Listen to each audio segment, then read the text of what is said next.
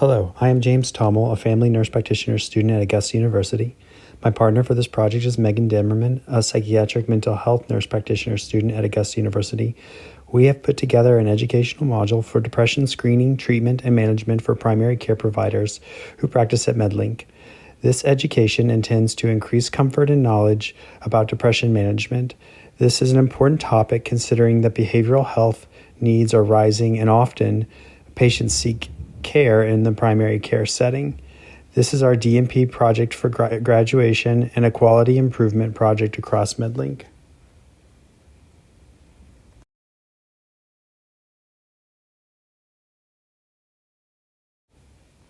A few disclosures to start. This module is entirely voluntary and anonymous. This module was created by Megan and I and reviewed by Augusta DNP faculty Kimberly Johnson, FNP, PM, HNP, DNP. Kimberly Johnson is an expert on depression treatment in the primary care setting, as she has worked as a psychiatric mental health nurse practitioner in many medical offices. There is a pre and post survey for this education that we encourage all participants to do, as it allows us to understand if our education module is successful in improving comfort and knowledge related to depression amongst primary care providers. Here is an agenda of what we will discuss in the educational module. We will focus on screening tools across the lifespan when necessary and how to interpret those outcomes, what is essential to make a diagnosis of major depressive disorder, and what needs to be considered to ensure that the patient is being prescribed the best medications for their symptoms, and how to evaluate and manage those patients with depression continuously. Before we begin the education, we want to spend a moment discussing why it is so important to feel comfortable with and understand depression screening, treatment, and management. In the United States in 2021, 21 million adults had experienced a major depressive episode, while only 61% of those adults received treatment. Georgia currently ranks 48th out of 51 states when it comes to access to mental health care, and 33.9% of adults in Georgia reported having symptoms of anxiety or depression in 2023. All of the MedLink clinics fall into mental health professional shortage areas, and with an increase in behavioral health needs, MedLink has also had an increase in 20% increase in behavioral health visits from 2021 to 2022. All of that being said, primary care clinics across America are seeing that patients are coming to their primary care provider for behavioral health complaints such as depression and anxiety. Per the USPSTF, 83% of patients that die by suicide have been seen by their primary care providers in the past year, while only 24% had any mental health diagnosis in their records. Therefore, it is more pertinent than ever that we feel comfortable and knowledgeable in all aspects of depression care. Unidentified, untreated depression can have a negative consequence on not only mental health, but also leads to poor aspects of physical health. Therefore, it is important that we remain vigilant in screening, treating depression appropriately. Early detection of depression may actually save lives.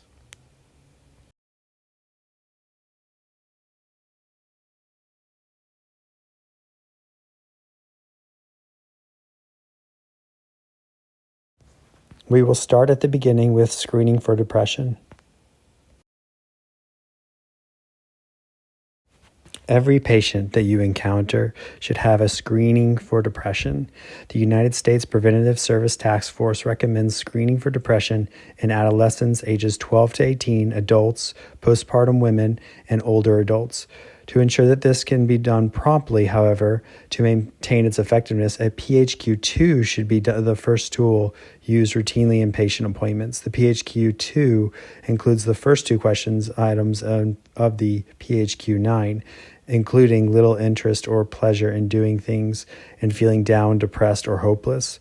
A score of 3 or more in the PHQ-2 is considered a positive screening and should be followed up with the PHQ-9. The PHQ-2 is not intended to establish a diagnosis or assess depression severity, but to evaluate the need for more in-depth screening. The PHQ-2 is an appropriate tool for adolescents, adults, and older adults.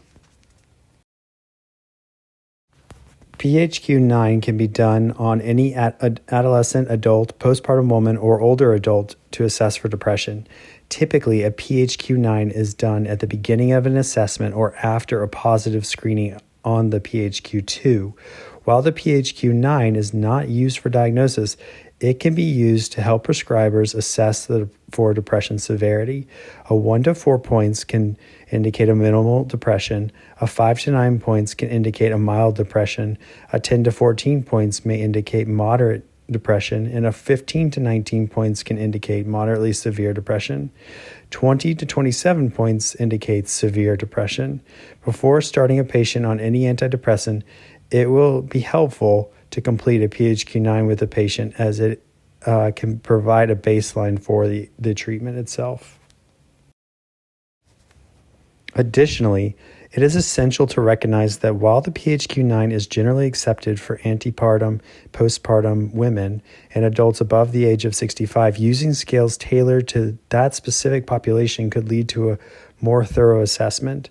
For antepartum, postpartum women, the Edinburgh postnatal natal depression screening scale would be appropriate. For older adults, the geriatric depression scale 15 may be appropriate.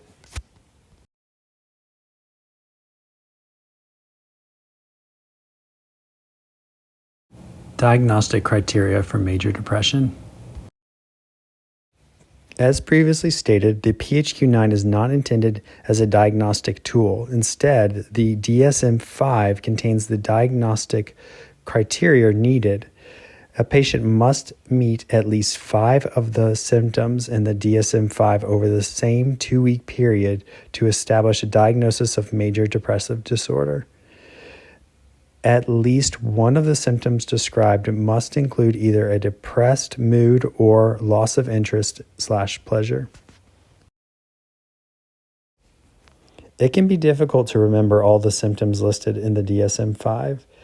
SIGI-CAPS is a commonly known mnemonic that can aid prescribers in remembering symptoms to assess for S for sleep, including insomnia and hypersomnia, I for interest, including any loss of interest, pleasure, and their usual activities, G for guilt, including unrealistic guilt held by the patient, E for energy, including any mental or physical fatigue, C for concentration, including memory disturbances or difficulty with concentration, A for appetite, including any appetite disturbance, P is for psychomotor, including noticeable retardation or agitation, and S is for suicidality, including thoughts and plans or behaviors.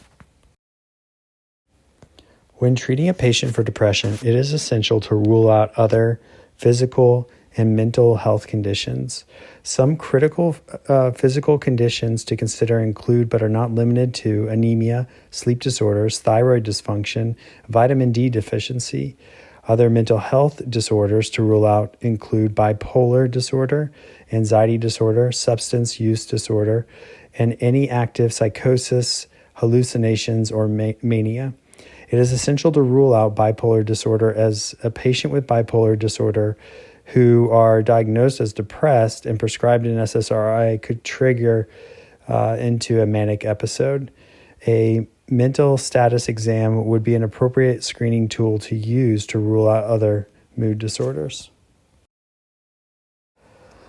When managing a patient with depression, it is essential to assess suicidality. A patient with active suicidal ideation requires emergent hospitalization. It is vital to consider the specifics, the lethality, and assess to plan when discussing suicide with a patient. It is also important to consider protective factors, for example, children, family, pets, religion, and more. Next, we will be going over treatment and management of depression. For depression in the mild-moderate category, psychotherapy is considered the first-line treatment.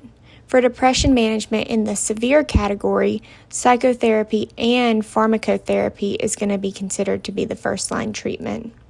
However, it is important to consider that patients may not be willing to go to therapy, they may have a hard time getting an appointment, or they could potentially be unable to afford it.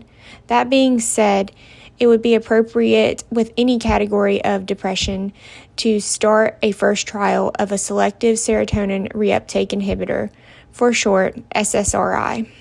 An SSRI would be preferred over a tricyclic antidepressant, or TCA, due to potential for adverse effects. Additionally, advocating for your patient to be active and exercise can be a way to improve depressive symptoms.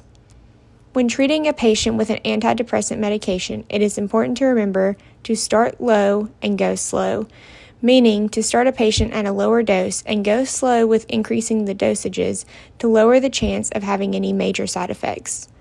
The prescriber will need to monitor and follow up closely with the patient. Improvement can be assessed by redoing initial screening scales to see if the patient reports any changes in symptoms. The patients may not necessarily see the changes, but redoing some of the screening scales may demonstrate improvement. It is important to monitor the patient's progress and adjust the dose as necessary. It is essential to consider the medication profiles when choosing an antidepressant for a patient. For example, if you have a patient that's managing chronic pain, consider duloxetine, as it can help aid in muscular and neuropathic pain. For a patient who struggles with insomnia and poor appetite, you could consider mirtazapine, as it can help relieve some of those symptoms. For a patient that has anxiety, consider antidepressants that can aid in calming a patient. This will be discussed on our next slide. Any woman of childbearing age should not be prescribed paroxetine, as it is in pregnancy class D. For patients with comorbid ADHD, smoking, or concerns about any sexual side effects, Wellbutrin could be considered. However, Wellbutrin can lower seizure threshold, so it's vital to ensure that patients with history of seizure or any patients with traumatic brain injuries are not prescribed Wellbutrin. When thinking about an antidepressant's profile, it is important to know which antidepressants are considered activating or calming. Activating antidepressants such as fluoxetine, sertraline, or bupropion can be beneficial for patients who suffer from hypersomnolence, while calming antidepressants such as citalopram, escitalopram, and paroxetine can be beneficial for patients who suffer from comorbid anxiety. It is important to provide proper education when starting a patient on an SSRI to increase adherence.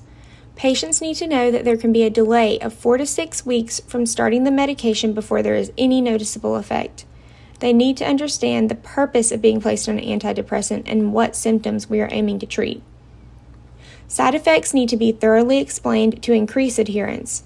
Common initial side effects include GI upset, restlessness, and low-level intermittent anxiety. If these side effects are tolerable, then the patient should try to continue taking the medication because typically the symptoms will diminish after a few weeks. Adverse effects such as serotonin syndrome, hyponatremia, or discontinuation syndrome are imperative to discuss, as the patient will need to monitor for any of these symptoms at home. It is critical to have the patients understand that taking the medications at different times of days may affect how they feel. For example, if you have a patient on an activating depressant, they should potentially avoid taking the medication at night, as it may keep them up. Daily dosing is critical when taking an antidepressant. Patients need to understand that they should take the medication every day, regardless of the depression severity that day. Lastly, a provider needs to understand that patient finances are important when it comes to prescribing medications for depression. Consider the use of generics, GoodRx, or considering the best-priced local pharmacies. Next, we need to consider how to manage the medication that the patient was placed on based on their response to the medication. If there is a partial response to the medication indicating some improvement, you could either titrate the dosing of the medication or explore options for augmentation with an additional medication. If there is no improvement or intolerable side effects, the provider can transition to an antidepressant in a same or different class. If the patient has a satisfactory response, the provider can keep the patient on the current antidepressant for at least 6 to 9 months in the event of a first episode. However, if this is a recurrent episode of depression, you can continue the medication for a minimum of 2 years. For patients who have a partial response to the antidepressant, augmentation may be required. First-line augmentation is to use aripiprazole or Abilify at a lower dose, typically starting at 1 to 2 milligrams, or you can add an antidepressant from an alternate class. If they are on an SSRI or an SNRI, you could add bupropion, Buspar, or mirtazapine, and vice versa. If you decide to start a patient on an antipsychotic medication, such as Abilify, it is important to ensure that an abnormal involuntary movement scale score is documented before starting the medication to ensure that you have a baseline. The AIMS scale should continue to be completed and documented in follow-up assessments to assess for symptoms of tardive dyskinesia. There are second-line options for augmentation if first-line options do not work for your patient. Second-line options for partial responses include lithium for the use of chronic suicidality or using stimulants for prominent anergia. A second trial of an antidepressant is warranted when there is an inadequate response or if the medication from the first trial is intolerable. The antidepressant can be switched to a different antidepressant in the same or different class. If there is an inadequate response after 4 to 8 weeks at the max dose of the medication, a third trial may be warranted. Additionally, with any changes in antidepressants, to avoid symptoms of discontinuation syndrome, a cross-taper or taper and switch method may be necessary.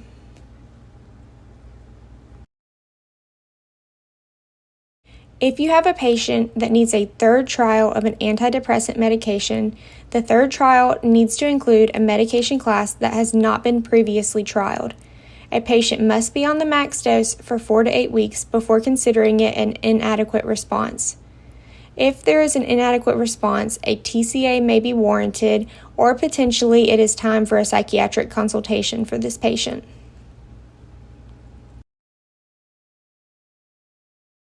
It is important to remember that antidepressants are not made for a patient to stay on for the rest of their lives. If the patient is experiencing their first episode of depression, once an adequate response has been achieved, the patient should stay on the medication for only 6 to 9 months and then begin to taper off. If the patient has recurrent episodes of depression, the patient should stay on the antidepressant for at least 2 years before beginning to taper off of the medication. While there are many different forms of treatment, we focused on screening, treatment, and medication management for providers. The information can be a lot to remember, however, there are multiple resources available that can help a provider for when deciding how to manage a patient's depression. The Waco Guide is a newer tool that was developed last year for primary care providers by the Waco Family Medicine faculty in conjunction with the Massachusetts General Hospital Psychiatry Academy. This tool not only aids with depression treatment, but a multitude of other complex behavioral health issues. It is free on the App Store and online. Additionally, there are other commonly known resources, including Medscape, Epocrates, or UpToDate, that are all available online or in the App Store. Thank you for participating in our module on depression screening, treatment, and management. We hope that you have enjoyed this topic and hope that it will aid you in your comfort and knowledge in relation to depression. Please make sure to complete this module by doing the post-test. Your completion of this module is important to us as it helps us learn if this module was beneficial to the providers in the MedLink setting. For any questions, access to the PowerPoint, or access to resources, please email our project director, James Tomal. His email is located in the original email sent to you. A certificate of completion will be available for download at the end of the post-test.